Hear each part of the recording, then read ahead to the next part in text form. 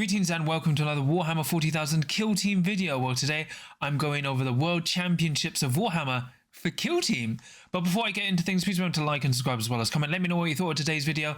And remember to like and subscribe as well as comment. And, you know, I've got a Discord you can check out in the episode description below, and affiliate Element Games, and a Patreon if you want to give me some more support. But yeah, if you're not aware, next week is going to be the World Championships of Warhammer at Atlanta. And I decided I'll do a video covering it. I'll do a video of the pairings, because the pairings have been announced via the Best Coast Pairings app, as the deadline was today at the time of recording, which is Thursday. And I'll be going over some of the rulings used at the event, which isn't actually an FAQ, but it's just a separate ruling overriding the current FAQ in certain areas for this event. But yeah, let's get into it. So if you're not aware, the World Championships of Warhammer is for everyone who managed to win a golden ticket, which might be myself included. But effectively, if you got a golden ticket, whatever that golden ticket gave you, you are allowed entrance into the World Championships of Warhammer at Atlanta, run by Games Workshop in November, which is effectively next weekend. So if you're not aware of the format, it's going to be Thursday, Friday are going to be like 6 games of pods, because there's 4 pods. And then the 2 winners from each pod will go into the weekend final, where it will be a double elimination 8-player bracket, right? So I did cover it last year, because I actually did go. I was one of the first 8 players, and now I am a returning 8. Although there's only half of us returning-ish. But before I get into all the players and pairings, I'd like to go over the ruling document that they are using for the event. So this is a document that Games Workshop asked of players if they wanted anything answered for the event. So it's not an FAQ, it's just more like how things will be ruled at the US final, which is good. It's good these are being clarified, because we haven't had an FAQ in actually quite a long time for Kill Team. But they are quite specific in saying this isn't an official FAQ, it's only for this event, and it will supersede anything in the FAQ if it does supersede it. So, you know, Games Workshop have made it very clear it's not an FAQ, and they would say it's unfair to call it an FAQ. But I still think players will probably use it. But my thing is, we've seen things like this before, like at Warhammer World and rulings at other American Games Workshop tournaments, where they were ruled that way on the weekend, and then was changed when it came to the FAQ. For example, when I was playing Harlequins, they said rules as written, you are allowed to score SADEF points and TAC ops related to your SADEF points for killing glitchlings from the Galapox infected. But they said they may not stick, and then when it came to the FAQ, it wasn't allowed. So, you know, even though those rulings might appear to be like, oh wow, this is the way it's been ruled, I don't think it would actually last. But without all that spiel, let's get into it and look at these questions. So starting off, when using the Relentless rule, basically, how do you decide to reroll dice, and can you reroll each one individually? You do not have to declare how many dice need to be rolled ahead of time. This was kind of something I thought everyone was aware of since Games Workshop clarified. It does show how powerful Relentless is, but that's how it works at the moment. Can a model draw visibility lines for itself? Yes, once again, pretty clear, but it does specify you can draw through line of sight for your own backpacks, your own weapons. So that is interesting. Can operatives be rotated at the start of their activation, or rotation tied to movement? Rotation is timed to movement. So this is one thing another thing I think Games Workshop is right on for this event, because a general thing for Warhammer events is even if you pivot, that counts as moving. So you have to be quite specific with how you place your operatives. Do attacks that are similar blast but lacking the keyword get the 5+ for lethal for Into the Dark and the light? No. So in the UK, we rule it as yes, just at our events in general. So it's, you know, it's fine. It's technically a nerf to the demo mine and the bomb squig, which I'm okay with, but interesting. The next one is about doors and hatches on Octarius working like Chaunath, because people are terrified of playing without doors. Can use the curtain falls to fall back after striking and incapacitated an enemy, but before the enemy is removed from the kill zone. Treat this as a case where the 2 effects must be resolved simultaneously. As such, the player with initiative decides. This is really a weird ruling, because no one I know rules it this way. It's basically you can't fall back from an incapacitated operative, but currently they're ruling as who has initiative decides. So, there's no Harlequin player, so it's kind of moot. It's just a weird ruling, which feels like it's very against rules as written.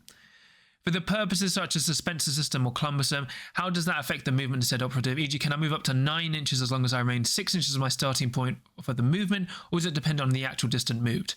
It depends on the actual distance moved, e.g., measure the total distance moved when performing a scramble over. So I have no idea how that answer works, because it's not technically correct. Because it means, what if I zigzag 9 inches or 10 inches? Is that still allowed? And it doesn't relate to what this question was pertaining, where if you move up into a vantage point with the suspension system, you're technically moving 4 inches, you're technically moving 6, but you're only 4 inches from where you started. So then if you dashed back down, you would technically not have used any extra movement. It's just because of the scramble FAQ. So this is really unclear, so we'd probably need a ruling on the day. If an ability is used in the strategy phase that not is specified that is used instead of a strategic ploy, does it take place of the strategic ploy, or should I use it in addition to a ploy, such as with blooded tokens or orders? Treat all such worded abilities as instead of. So, when you place blooded tokens, this is a weird one. I thought that was quite clear, but, it is the World Finals. Can a Felgor be killed with one shooting attack? No, as per the guidance in the Warcom article. Oh, yes. I guess people will still be upset about this, so you can't kill a Felgor in a single shooting action if you have a crit. If you make a Felgor frenzied with mortal wounds, can the damage from a retained critical dice from that attack kill them, e.g. melt and splash? No, you cannot frenzy and incapacitate a Felgor on the same shooting attack. Very clear. If a model's profile is too large to fit under terrain, can it legally move there, e.g. Cultist, Iconarch, and Legionary Iconbearer on Docterius? No.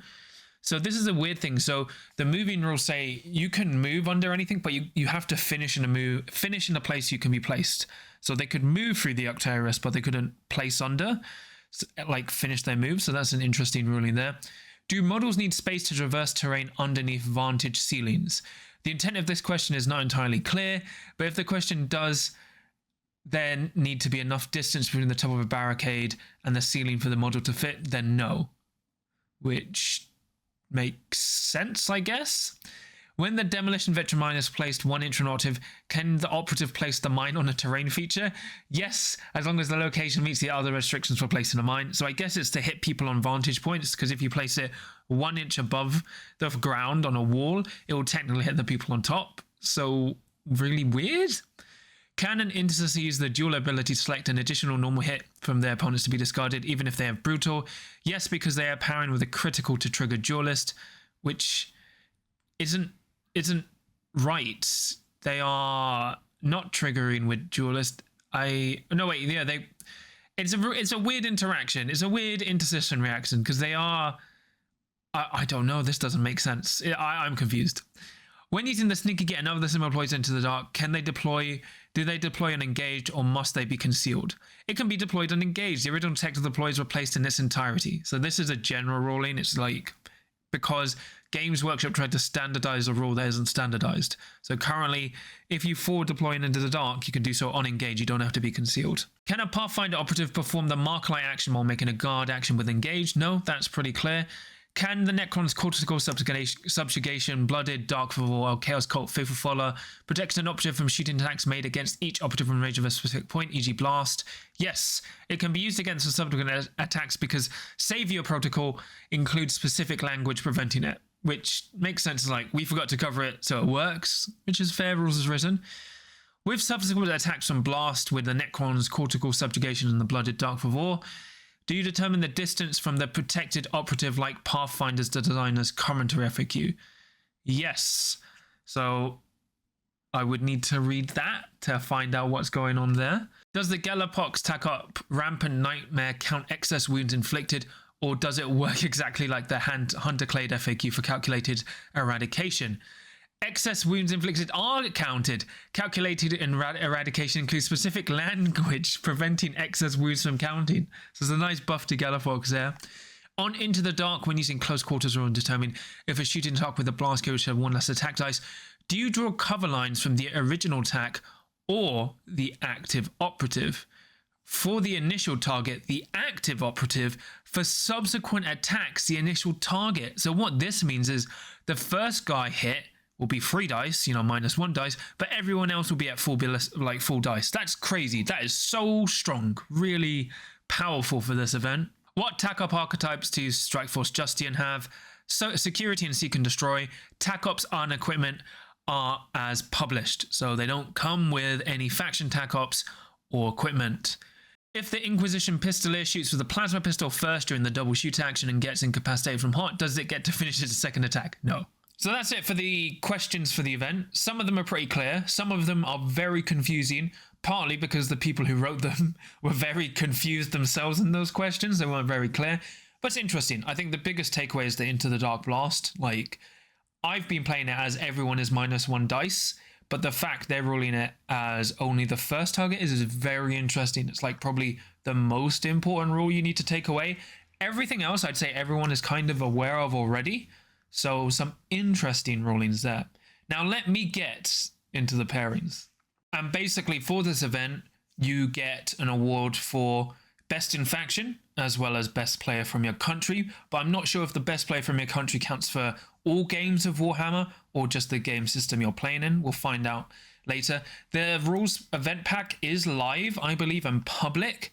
It's a very confusing pack, but basically you play Thursday and Friday in your pod, and then the top 2 people from that pod then get into the final to play the top 8, double elimination, but everyone else who doesn't gets to play in their own specific group, so there's always a chance to win, but there now is going to be a one unique winner. It's very interesting, and everyone's playing for their country, so it does matter who wins, but you need to win for your country as well. It's very confusing, but also quite tight in wording, especially like you basically cannot drop unless you absolutely have to. But from those 37 players, there's been split into 4 groups, so I'll cover each group now. So in group 1, please forgive me for these names. I mean, like, they're great names, but just it's like 11 p.m. here. So first off, in group 1, we have Alejandro Jimenez from Mexico. His ITC ranking is 84, and he's running Orc Commandos. He's in group 1. So first thanks goes to Sawyer. He's made all of these. He's a great dude. He's also at the finals running Chaos Demons. So thanks goes to him for making these and letting me use them. We've got Mark Garrett from the United States, ITC ranking 127 using Phobos. He's also the only Phobos player. Then we've got Mateus from Poland. He's actually ranked 13 because I'm ranked 12. He's Inquisitorial Agents, and he's running Navy and Vet Guard. Then we've got Ratman from Argentina, who's ranked 245. He's Blooded. Right, then you've got Ryan Slater from England. He's ranked 4th with Elucidian Starstriders. Then we've got Ryan Zentgraf from America. He's ranked 1,207 with Elucidian Starstriders. Then we've got Shane from Command Point. He's from America. He's 10th in the world, and he's running Legionary with Nurgle and Khorne. Then you've got True Carson from America, who's 87th in the world with Veteran Guardsmen. And then we have Wallace West from Spain with Orc Commandos. So quite a tough group 1 with 2 out of the 3 Elucidian Starstrider players. So that's a very tough group already. Group 2, we have Adrian Bonvento from America. He's ranked 3rd in the world with Orc Commandos. Then we've got Hava from Spain, ranked 15th in the world with Chaos Cults. Then we've got Aleo Martin from Mexico, ranked 46th in the world with Corsair Voids Guard. Then we've got Brandon Bean from America, ranked 176th in the world with Blooded. Then we've got Soya from Peru, ranked 40th in the world with Chaos Demons. He's running Demonettes, Bloodletters, and Pink Horrors. There we go. We've got Liam Garrett from America, ranked 24th in the world with Imperial Navy Breaches. Then we've got Matt Wilhelm from the United States.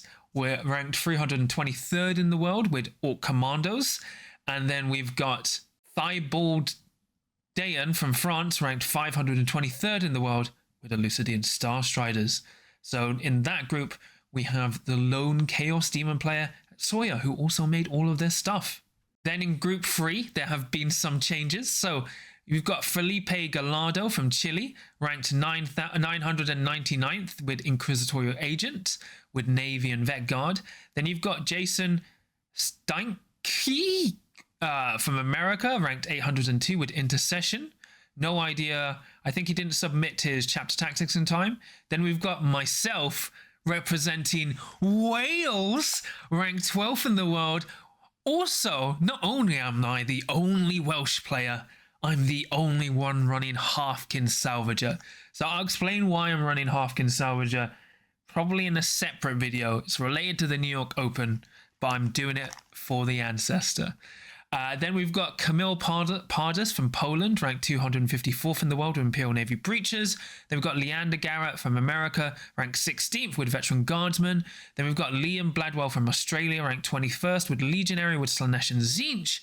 Then we've got Martin Scalpel from France, ranked 585th with Blooded. Then we've got Mike Cortez from America, ranked 31st with Commandos. Then we've got Nick Craven from America, ranked 34th with Chaos Cult. And then we've got Quickems from Spain, ranked 9th in the world with Commandos. Oh, and you may see that Liam and myself were 4, but that's because we got moved from group 4 because there were some errors. So then for group 4, we've got Alexa Pavkovic from Australia, ranked 61st in the world with Chaos Cult. Then we've got Blaine Severson from America, ranked 369th with Hunterclade. Then we've got Christopher Scott Bloor from England, ranked 201st with Legionary with Nurgle Slanesh. Then we've got Dawson Oruru from America, ranked 281st with Orc Commandos. Then you've got Ace from Spain, ranked number 1 in the world, shockingly with Inquisitorial Agent, with Navy, RBTs, and Vet Guard. Then we have Laloc from Mexico, ranked 169th in the world, which is nice, with Veteran Guardsman. Then we've got Jimmy Kelly from America, ranked 13th in the world with Imperial Navy breeches. So he might be 14th. Anyway, Julio Revilla from Peru, ranked 77th with Intercession Squad with Rapid and Durable. Orion from America, the previous champion, the champion of LVO, ranked 99th in the world with Galloppox Infected. And then Pablo Miccolini from Argentina, ranked 862 in the world with Corsair Void Scarred. So those are all our groups. I will say, as the time of recording, all these groups are final, right? So there, as I said, I was swapped around from my group to, because basically I was one of the there were 2 UK players and both Australian players in group 4, but the numbers were all weird. Like we've got 7 players in group 1, then 8 players in group 2, and 10 players in groups 3 and 4. So the spread is a bit weird. I think it probably would have been better with 8 groups, but it is what it is. But still, quite a tough field. If I had to give an award for toughest group to qualify in, I think it would be group 4. Well, group 4 is hella tough, right? I'm really disappointed I'm not in group 4 anymore. I mean, it was funny. Me, Orion, and Ace, all who played last year and qualified last year, were in the same group. So it's nice that we're kind of spread out. So insane group, and then I think group 1 is quite tough as well. Not to say group 2 and 3 aren't tough, but group 4 is like the pain group, I would say. So it's I'm very grateful I got moved out of there. Didn't say anything. It was just like, I think a lot of people complained. But I think it was due to a data error or something. But otherwise, it's going to look crazy. And remember, only 2 people from each group are going to make it. So I want to know who you think the 2 players from each group are going to make it. Now, I'll quickly cover the faction breakdown, which I'll borrow from a friend, right? So let's go over the factions. So here are what the factions look like. Though this was done by Travis, and for his Goonhammer article, so thank you to him. I was going to do this myself, but I'm short of time. So once again, thanks to Travis. You're a real G. So for the World Championships of Warhammer Kill Team spread, we have 7 Orc Commandos, clearly the most popular faction. Then at 3 players each, so we have Chaos Cult, Blooded, Legionary, Inquisitorial Agent, Veteran Guardsman, Intercession Squad, and Elucidian Starstriders, right? Quite a balance there. Then for 2 players each, we've got Corsair Void Scarred and Imperial Navy breeches. So I was kind of expecting more breeches and no Corsairs, or no Eldar, right? And then for the lone Chads, These are the best players. Players who didn't care about the meta, or did care about the meta, but just wanted to run their own cool thing. So we've got 1 Hunter Clade, 1 Chaos Demon, 1 Phobos Strike Team, 1 Galapox Infected, and 1 Halfkin Salvager, which is me, myself. So if we did a country breakdown, I'm also the only Welsh player, but it's an interesting spread. Me and my friends, I'll be calling it the cursed meta, because look at that commando, right? Look at all those commandos looking down on everyone. It's cursed, but it's going to be fun. I am impressed that we actually don't have that many legionary. Like if we looked at elite teams, we have 7 elite teams. Not too bad. There are no Hierotech Circle. I expected some Hierotech Circle, but it will be ultimately cursed if 7 of the Orc Commandos make it into the final on the weekend. But we'll see. I don't think it's actually physically possible, but can you imagine if half of the meta on the Saturday, Sunday double elimination is Commandos? Truly cursed. Really bizarre. Games Workshop didn't at least attempt to balance Commandos going into this. I think if they at least just addressed Commandos, no one would really complain. It's really, really weird. But it is what it is, you know? It's going to be a very interesting game. So overall, you know, this World Championships of Warhammer is going to be pretty fun. I think people are recording the games. I may record some games. I'll be there myself, of course. I'll be playing, representing Wales and the Halfkin Salvager. I've already won 2 awards just by turning up. It's great. I love Wales. If you didn't realize, I'm actually half Welsh and half Filipino. So everyone from England thinking I was going to come and represent you, you know, what can I say? If it was just representing the UK, no issues. You give me the choice to represent anyone but England as well as Wales, it was going to be Wales. So, you know, there we go. But no, it's going to be really fun. Everyone should be super chill, you know, looking like it's going to be a lot of fun. I'm just playing there for fun. I'm just happy to be there, obviously representing my ancestors. It's great. Everyone's Gimli. All my Halfkin Salvagers are Welsh. They are Space Wales. You know, it's fine. It's fine. It's going to be great. But it's really interesting how this format is going to be going to go. I like that they've already clarified rulings for the event in advance. Hopefully everyone's asked their questions and are holding rulings for the day, because that would be quite frustrating. Everyone, I think apart from one person, submitted on time. So amazing work there. And it looks like it's going to be really cool. All right. And even if you don't make the double elimination on the Saturday, Sunday, there's something for everyone to do. So it looks great so far. It's going to be a lot of fun. I can't wait to see what happens and who gets at least even to the top 8. So, you know, even if you don't have a faction to root for, you do have a country to root for. And, you know, thanks goes to Games Workshop. They've been very clear. They've been very prompt. If we've had any questions, they've been quick to respond and help guide us. And, you know, even though the pack is still confusing to me, it's quite clear and thorough to an extent. I just need to read it more. But yeah, that's pretty much it from me today. Please remember to like and subscribe as well as comment. Let me know what you think of the World Championship finals. Are you interested, hyped? Who do you think is going to win or make it to the top 8 or qualify from each group? You let me know in the episode in the episode description below. I mean, the comments, you know. And remember, I've got a Discord you can check out in the episode description below, as well as an affiliate game link, you know, for affiliate Element Games. I'm tired. And a Patreon if you want to give me some more support. So I'll quickly shout out my patrons. So for my adults of the crit, I have Tom, Sam, Nick, Mr. Meatwad, Kenzie, John Thomas, Dad of Goldens, Ben, and for my veterans of the crit, I have Samja. So thank you so much for all your support. It really means a lot to me. Help support the channel. Yeah, so this is actually an impromptu video. I was going to do it for Saturday, but I'm like, who needs sleep, right? So this should come out Friday. But yeah, I will be back with more videos soon. My next video will be on the New York Open, right? New York. I need to talk about the New York Open because it was so cool and explain a lot of things. And I have a lot more videos coming up, okay? I've been off for a bit, right? I've been playing at events, practicing, got my golden ticket, but there's a lot to cover, all right? So apologies for being away for so long, but there'll be more videos soon. But until next time, no matter what happens in the World Championships of Warhammer, there's always a chance to win as long as you can roll a crit with 0 sugar.